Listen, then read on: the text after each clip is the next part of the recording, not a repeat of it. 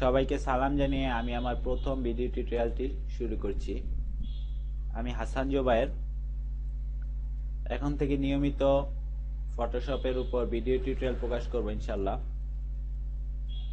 আশা করি আপনারা আমার সাথেই থাকবেন।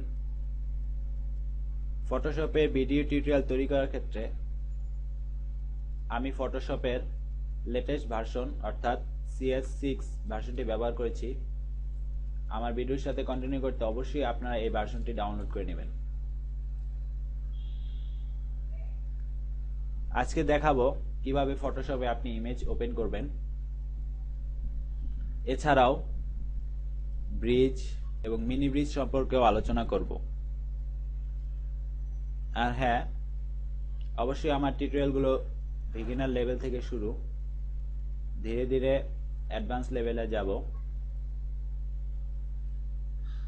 তো চলুন শুরু করা যাক।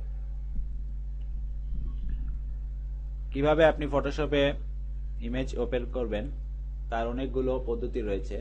অন্যতম একটি হলো ফাইল মেনুতে গিয়ে আপনি এখানে ওপেন মেনুতে ক্লিক করে আপনি আপনার প্রয়োজনীয় ছবিটি ডাবল ক্লিকের মাধ্যমে ওপেন করতে পারেন।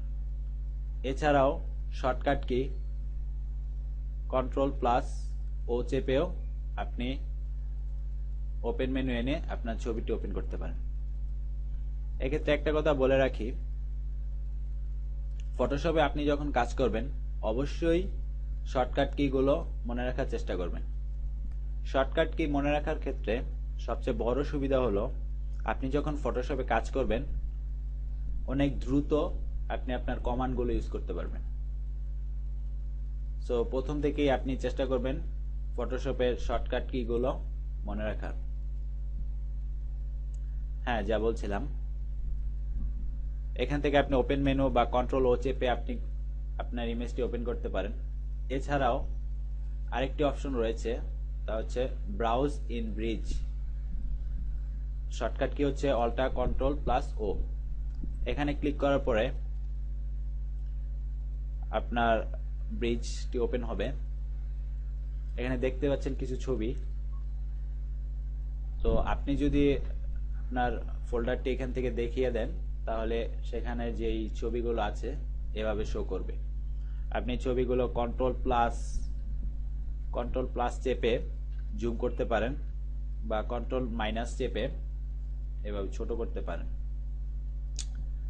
আপনি যদি ব্রিজ থেকে কোনো ছবি ফটোশপে ওপেন করতে চান সেক্ষেত্রে ছবির উপর ডাবল ক্লিক করলেই আপনি ফটোশপে সেই ছবিটি ওপেন হয়ে যাবে। ব্রিজের আরো কিছু অপশন রয়েছে। যেহেতু এটা বিগিনার লেভেল সেহেতু সেই বিষয়ের দিকে আমি আর যাচ্ছি না।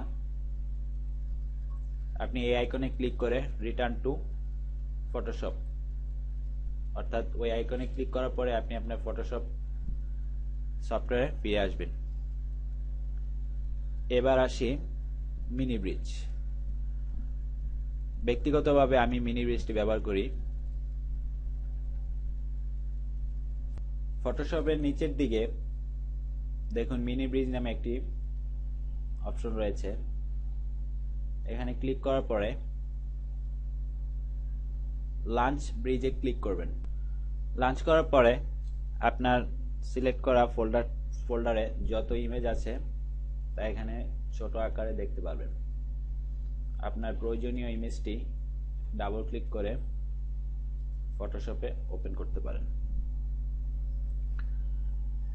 আশা করি ছবি ওপেন করে নিয়ে আর কোনো সমস্যা নেই, সমস্যা থাকবে না আপনাদের। যেহেতু এটা প্রথম টিউটোরিয়াল তাই বিস্তারিত আলোচনা করছি না।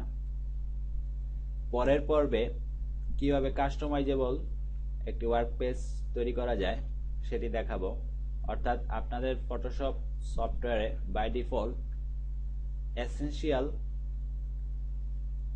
এই ওয়ার্ক স্পেসটি ওপেন করা আছে। কিভাবে কাস্টমাইজ করে আপনি আমার মতো এই কাস্টমাইজেবল